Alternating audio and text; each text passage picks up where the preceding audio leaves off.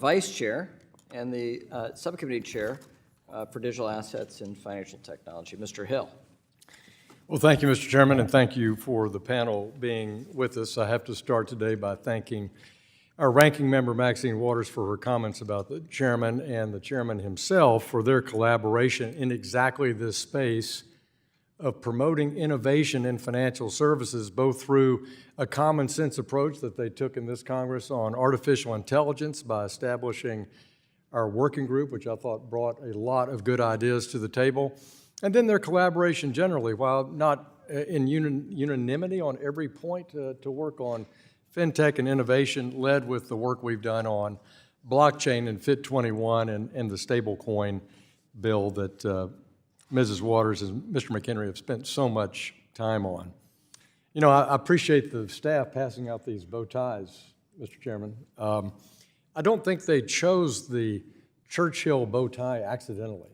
He was a small, mighty speaker in the House of Parliament that united the world against the Nazis, and I've been proud to see your small, mighty presence in the House as our 55th and a half speaker, as one of our extraordinary leaders in the House, and your exceptional ability to unite this Congress that innovation is good for the American economy. So God bless you and happy trails as you depart. And thank you for your leadership, in particular on FIT 21 and that product that got such wide bipartisan support. I think it's a great foundation for our public policy here in Washington. Thank you for your great work on innovation as well. It's been great to have you as a partner and to work with you. It's been an honor to serve with you.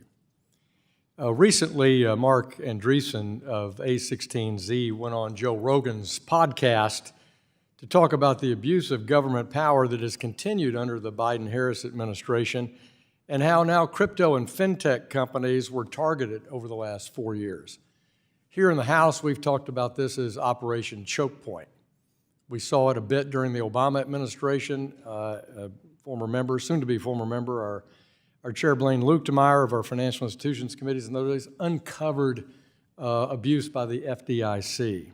This story has reverberated and continues to, and the comments on Joe Rogan's podcast were the most recent. Now that Republicans have the legislative and executive branch united next year, I hope we'll be able to halt and reverse this kind of investigation that also Ranking Member Waters has spoken out against, debanking. Mr. McCauley, Ms. Dixon, you're both CEOs of major players in the digital asset ecosystem. Have your companies been debanked? We'll start with you, Ms. Dixon. Unfortunately, the answer is yes. And it was a process where we've now had to go to, I think, 10 different banks to be able to create a sufficient. What's the reason being given? There is no reason.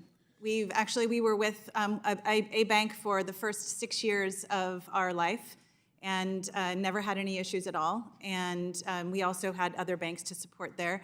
And then we received a letter that told us that they were closing our accounts. And with no reason given? No reason given. And when we pushed, we never were given reasons. Mr. McCauley, tell me about Anchorage on this point.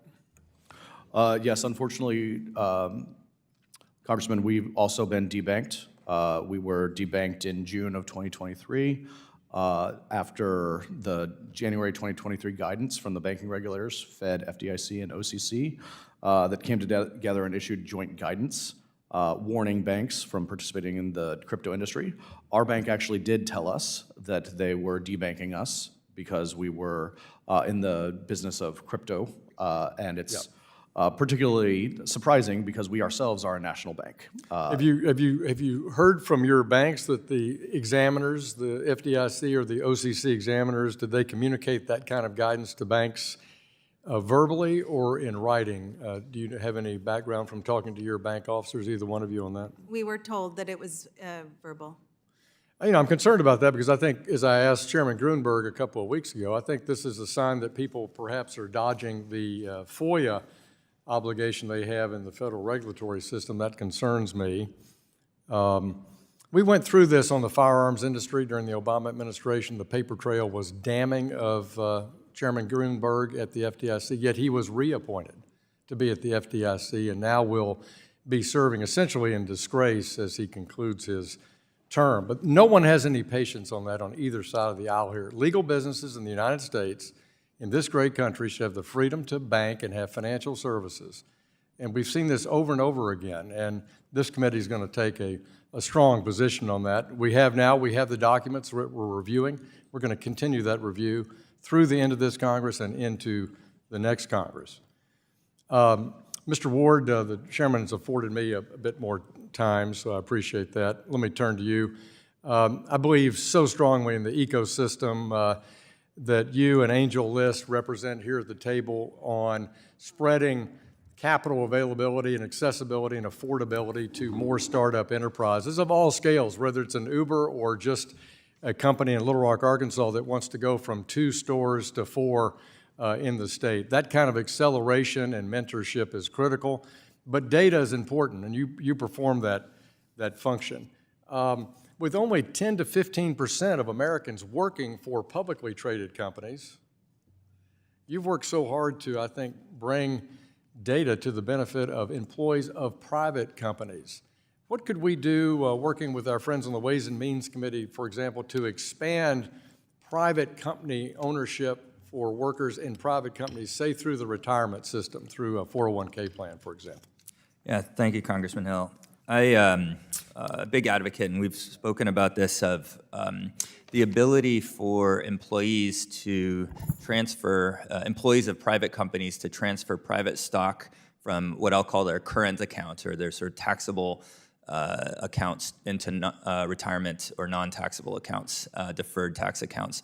And the reason for this is that if you're a young employee today and you work for a privately backed, venture-backed company or private equity company, your 2 main sources of financial wealth are, one, your retirement account that you've saved for, and the other is this private stock that you're holding. And you may have received this private stock as a Series A employee. It may be worth $100 today.